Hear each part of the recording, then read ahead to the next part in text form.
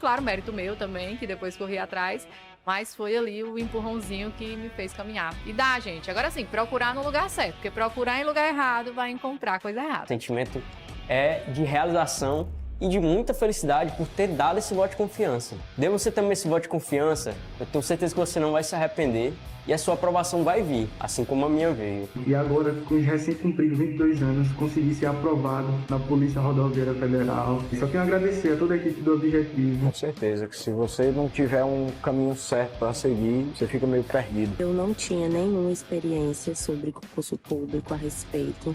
Eu não sabia realmente, assim, de basicamente nada. E o Objetivo me deu esse direcionamento. O senhor me apresentou o guia de consulta rápida, que, cara, aquilo foi genial. Hoje em dia eu só estudo com guia de consulta rápida. Comecei do zero, pô. Eu comecei a estudar português sem saber o que era um verbo, não sabia o que era pronome, não sabia o que era preposição, não sabia nada disso. Hoje eu sei as preposições decoradas, pô. Claro, mérito meu também, que depois corri atrás, mas foi ali o empurrãozinho que me fez caminhar. E dá, gente. Agora sim, procurar no lugar certo, porque procurar em lugar errado vai encontrar coisa errada. O sentimento é de realização e de muita felicidade por ter dado esse voto de confiança. Dê você também esse voto de confiança, eu tenho certeza que você não vai se arrepender e a sua aprovação vai vir, assim como a minha veio. E agora, com os recém-cumpridos 22 anos, consegui ser aprovado na Polícia Rodoviária Federal. E só tenho a agradecer a toda a equipe do Objetivo. Com certeza que se você não tiver um caminho certo para seguir, você fica meio perdido. Eu não tinha nenhuma experiência sobre concurso público a respeito. Eu não sabia realmente, assim, de basicamente nada. E o Objetivo me deu esse direcionamento. O senhor me apresentou o guia de consulta rápida, que, cara, aquilo foi genial. Hoje em dia eu só estudo com guia de consulta rápida. Comecei do zero, pô. Eu comecei a estudar português sem saber o que era um verbo, não sabia o que era pronome, não sabia o que era preposição, não sabia nada disso. Hoje eu sei as preposições decoradas, pô. Fala, meu querido, fala, minha querida. Estamos de volta, dando continuidade à nossa matriz de exercício da Lei de Abuso de Autoridade. Por cá, professora Clismane Alves. E sem mais delongas, a gente já vai para o nosso material para a gente verificar de que trata a nossa próxima questão, ok? Vamos lá então para o nosso material. Primeira questão. Relativo ao crime de abuso de autoridade, o seu artigo 13 diz que está sujeito ao crime de abuso de autoridade qualquer agente público, servidor ou não, da administração direta, indireta ou fundacional, de qualquer dos poderes da União, dos estados, DF e dos municípios e dos territórios, estará sujeito à pena de detenção de 6 meses a 2 anos e multa a quem, exceto. Ele quer saber o quê? O que é que não é delito de abuso de autoridade aqui. Vamos lendo e a gente vai conversando, tá bom? Alternativa A. Constranger o preso ou detento mediante violência ou grave ameaça ou redução de sua capacidade ou resistência. Ele quer saber se isso aqui é ou não um delito de abuso de autoridade. Sim, tá? Constranger o preso ou detento mediante violência ou grave ameaça, a redução de sua capacidade é delito de abuso de autoridade. É claro, é um dos tipos penais tipificados na parte especial da Lei de Abuso de Autoridade. Preso nem você saber, né? Só de você ler isso aqui você entende que é alguém que está abusando das suas prerrogativas, cometendo esse tipo de delito, tá bom? Então aqui não é a nossa alternativa, porque ele quer o que não é abuso de autoridade. Então aqui está incorreto. Já que está certo, é um delito e ele está pedindo a errada. B. O ingresso em domicílio, mesmo se for para prestar socorro, ou quando houver fundados indícios que indiquem a necessidade do ingresso em razão da situação de flagrante delito.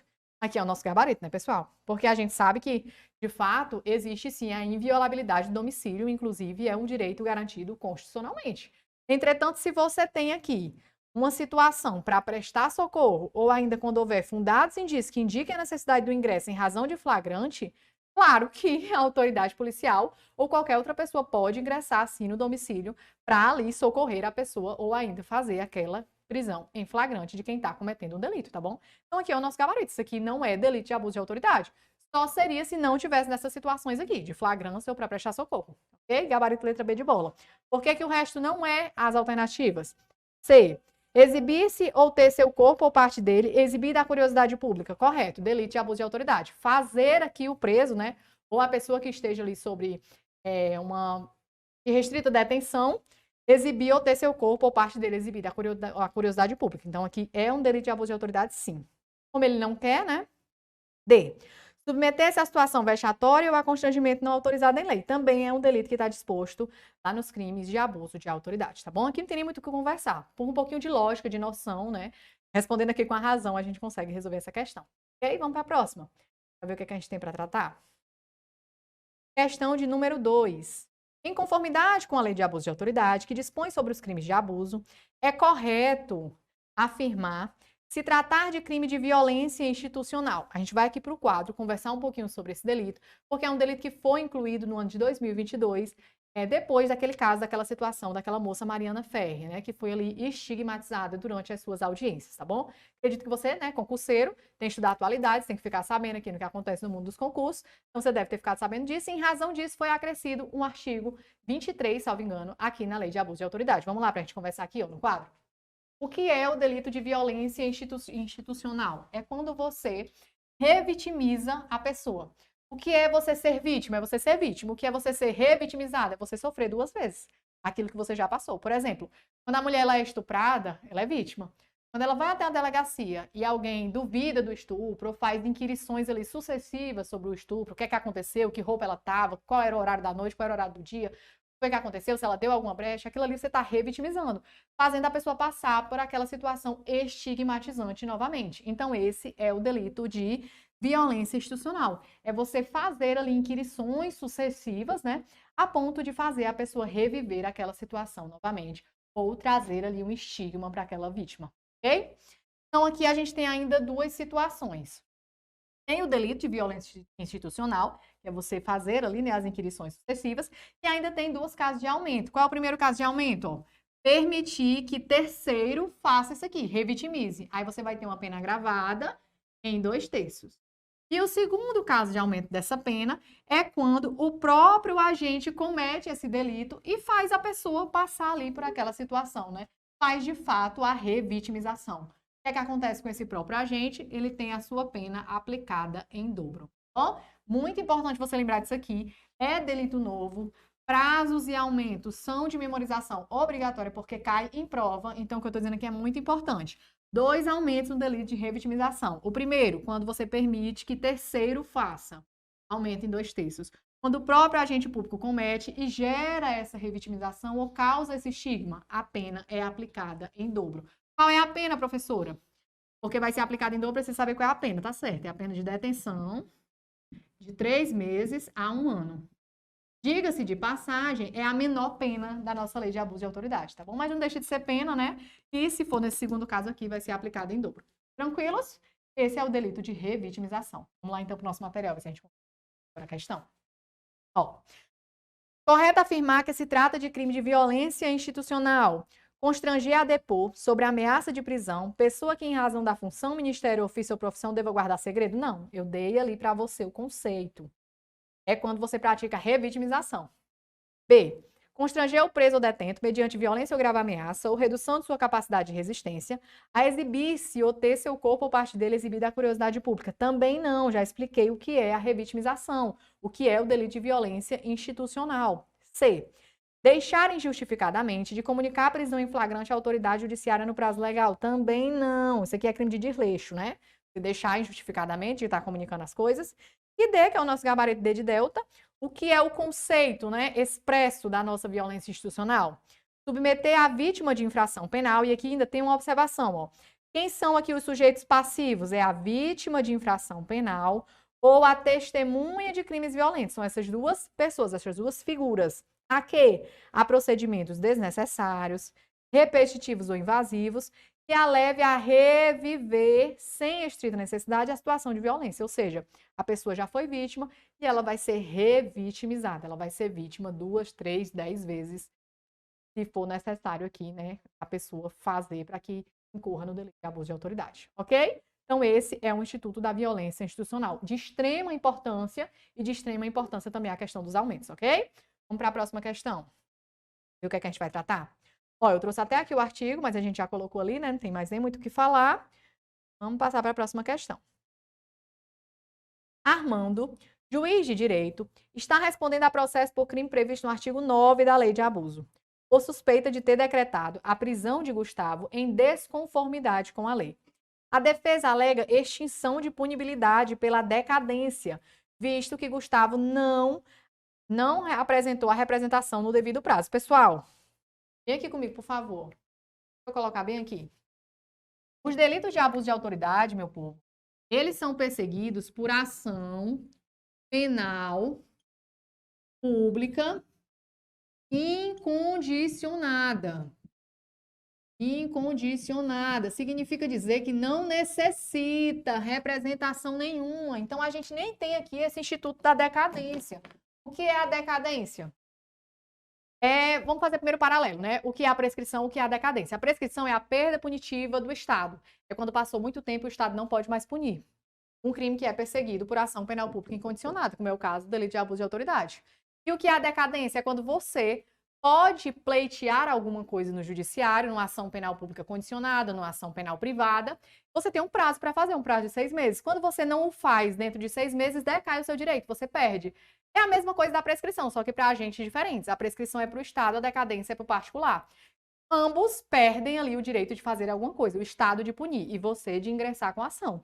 Aqui nesse caso, a gente trabalha com a ação penal pública incondicionada, então não tem o que falar em decadência. Se eu nem preciso da representação, como é que vai decair o direito? Tá bom? Então vamos lá, ó. Nesse caso, pode-se afirmar que houve a extinção da punibilidade pela decadência, uma vez que a representação não foi apresentada no prazo? Claro que não. Por quê? Porque a gente trabalha com ação penal pública incondicionada. Houve a extinção da punibilidade pela decadência? Não houve. Não há que se falar em extinção de punibilidade pela decadência, visto que os crimes previstos na lei são de ação penal pública incondicionada. Exatamente o que eu acabei de falar, ser de concussado, que é o que nós seremos, não é isso? Exatamente o que eu citei. Ação penal pública incondicionada. D, por que está errada? Houve a extinção da punibilidade, uma vez que a queixa-crime não foi representada no prazo de 6 meses. Também não tem queixa-crime, é ação penal pública incondicionada, ok? Depois disso aqui, depois de eu repetir 10 vezes, você só erra mesmo se você quiser, tem que se esforçar para errar uma questão dessa, tá bom? E não erre não, se errar, diga que assistiu aula comigo, não. A próxima. Questão de número 4. Configura crime de abuso de autoridade. Ele quer saber o que é, né, que está aqui dentro dos delitos de abuso. Submeter o preso a interrogatório durante o período de repouso noturno, mesmo que ele tenha sido capturado em flagrante. Olha para mim, tem um negócio para você. Se a pessoa é presa de noite, 7 horas da noite, aí quer dizer que o delegado não pode interrogar, ele tem que dar um travesseiro e um lençol, mandar a pessoa dormir, interrogar só no outro dia. Pelo amor de Deus, pessoal, se ele foi preso em flagrante, claro que ele pode ser ali interrogado em qualquer momento. Ó. Vamos aqui no quadro. A respeito do interrogatório em repouso noturno. O que é que a lei trata a respeito disso aqui, ó? Se a pessoa foi capturada em flagrante, como eu disse, ela pode ter ali o seu interrogatório em qualquer momento. O que é que não pode? Ela ser presa às 7 horas da manhã, o delegado deixar ela o dia todo lá jogada e interrogar só de noite. Aí realmente não pode. Mas se foi presa em flagrante, pode. De manhã, de tarde, de noite, de madrugada, qualquer horário. O que é que pode também, ó? Coloquei aqui. Se a prisão for à noite, pode. O que é que pode também? Se a prisão for de dia e a pessoa consentir em prestar declarações e estiver assistido por advogado, aí também vai poder. Qual é a única situação que não pode? Se a prisão for de dia e o delegado, por qualquer motivo, quiser interrogar de noite. Se a pessoa não estiver assistida, não consentir e a prisão não for feita em flagrante à noite, não pode, tá certo? O crime só vai se materializar novamente se a pessoa for presa em qualquer horário e for interrogada à noite. Mas se for prisão em flagrante à noite, é claro que vai poder, certo? Então aqui tá errado. Submeter o preso a interrogatório durante o repouso noturno, mesmo que ele tenha sido capturado em flagrante, é errado. O delegado não vai botar para dormir, para de manhã interrogar, não. B. Invadir clandestinamente imóvel alheio sem determinação judicial, ainda que fundados indícios indiquem a necessidade de ingresso em razão de situação de flagrante. Errado também. A gente trabalhou na outra questão a mesma coisa. Se tiver flagrante, você pode. A inviolabilidade do domicílio tem exceções. Uma das exceções é essa. Pode para prestar socorro? Pode. Pode situação de flagrância? Pode. Pode por desastre? Pode. Então aqui pode. Por que é que não pode? Se não tiver flagrante, não tiver nada, você vai lá e invade a casa da pessoa. Aí não pode, tá bom? C. Submeter a vítima de infração penal a procedimento desnecessário que a leve a reviver situação estigmatizante. Letra C de concussada. A gente acabou de tratar. Isso aqui é o quê? Violência institucional. Artigo novo que vai despencar em prova nas próximas provas de concurso de qualquer carreira de qualquer área. Beleza? D. Requisitar a instauração de investigação preliminar sumária, ainda que justificada, de infração penal em desfavor de alguém, quando não houver indício da prática de crime, de ilícito funcional de infração. Pessoal, se tem justificativa, como é que vai ser crime? Pelo amor de Deus. Qual é o crime aqui? Requisitar a instauração se não tiver justificativa. Se tiver justificativa, não vai ser crime. Ok? Próxima questão. É muito fácil, só você ler, viu? Você lê, você consegue acertar bem direitinho. Vamos lá, quinta questão. Tibério, servidor público, sofreu condenação por reincidência no crime de abuso de autoridade em maio de 2022, ficando inabilitado para o exercício do cargo público pelo tempo máximo previsto em lei, conforme declarado na sentença. De acordo com a legislação aplicável, Tibério sofrerá o impedimento até o ano D. Pessoal, vamos aqui, ó. Posso vir para cá? Ó, a inabilitação é um efeito da condenação. Efeito da condenação. Tem outros efeitos, eu vou tratar só desse porque é o que a questão está pedindo. Ó, inabilitação do exercício do cargo, mandato ou função. Qual é o prazo? É de 1 a 5 anos. Qual é o prazo máximo se é de 1 a 5 anos? 5 anos.